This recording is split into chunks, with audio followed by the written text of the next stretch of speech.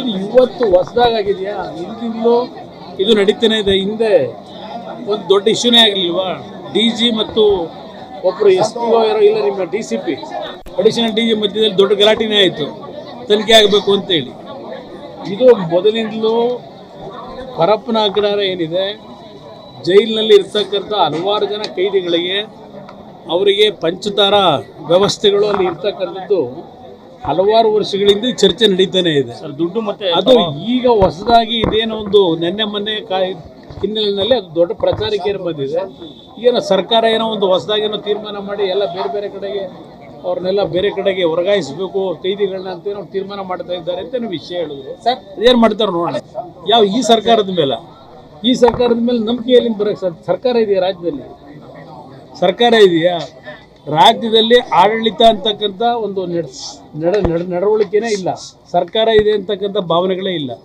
ಇವತ್ತು ಇರ್ತಕ್ಕಂಥದ್ದು ಬರೀ ಭ್ರಷ್ಟಾಚಾರದ ಬಗ್ಗೆ ಬೀದಿ ಚರ್ಚೆ ಮಾಡ್ಕೊಂಡು ಬೈಕೊಂಡು ಓಡಾಡೋದೇ ಕೆಲಸ ಆಗಿದೆ.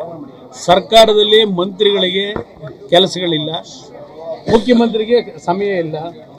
ಅವರ ಹಲವಾರು ಹಗರಣಗಳಲ್ಲಿ ಹಲವಾರು ಜನ ಸಿಲುಕಿ ಇವತ್ತು ಆ ಹಗರಣದ ಬಗ್ಗೆ ಸಮಜಾಯಿಷಿ ಕೊಟ್ಕೊಳ್ಳೋದಕ್ಕೆ ಅವ್ರ ದಿನ ಬೆಳಗ್ಗೆ ಅದೇ ಅವರಿಗೆ ಸಮಯ ಸಾಕಾಗ್ತಿಲ್ಲ.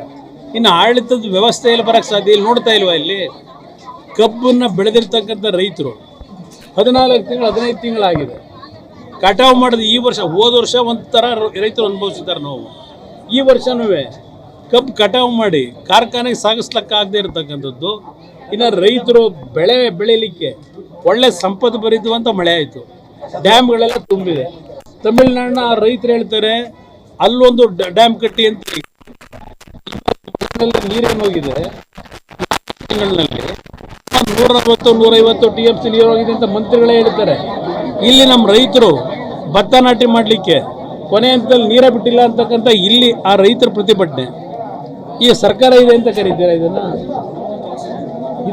ಈ ಸರ್ಕಾರ ಯಾವತ್ತೂ ಸತ್ತೋಗಿದೆ ಕರ್ನಾಟಕದಲ್ಲಿ. ಅವ್ರ ಭಾವನೆ ಹೇಳಿದ್ದಾರೆ. ಸರ್ಕಾರ ಇವತ್ತು ಆಡಳಿತದಲ್ಲಿ ಬಿಗಿ ಹೊರಟೋಗಿದೆ. ಪಾಪ ಪರಮೇಶ್ವರ್ ಅವರು ಭಾಳ ಕತೆ ಹೇಳ್ತಾರೆ ಪ್ರತಿನಿತ್ಯ. ಏನೋ ಭಾಳ ಪಾರದರ್ಶಕವಾದಂಥ ಸರ್ಕಾರ ಕೊಡ್ತಾ ಇದ್ದೀವಿ, ಏನೋ ಹೈಟೆಕ್ ಇದೆಯಂತ. ಇದೇನು ಹೈಟೆಕ್ಕು? ಪರಮೇಶ್ವರಿಗೆ ಕೇಳ್ತೀನಿ, ಹೈಟೆಕ್ ಇದೇನಾ ಅವ್ರದ್ದು? ಪರಪ್ಪನ ಅಗ್ರಹಾರದಲ್ಲಿ ಹೈಟೆಕ್ ಮಾಡೋರಲ್ಲ, ಅದೇ ಅವರು ಹೈಟೆಕ್ ಆಡಳಿತನ.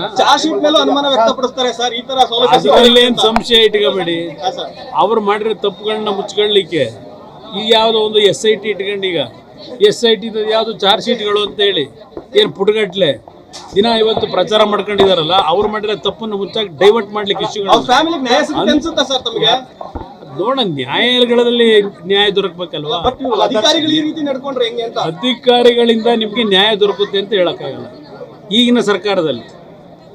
ಅದು ನ್ಯಾಯಾಲಯದಲ್ಲಿ ಏನಾದರೂ ಒಳ್ಳೆ ರೀತಿಯಲ್ಲಿ ಒಂದು ತೀರ್ಮಾನಗಳು ಅವರಿಗೆ ನ್ಯಾಯ ದೊರಕಬೇಕು.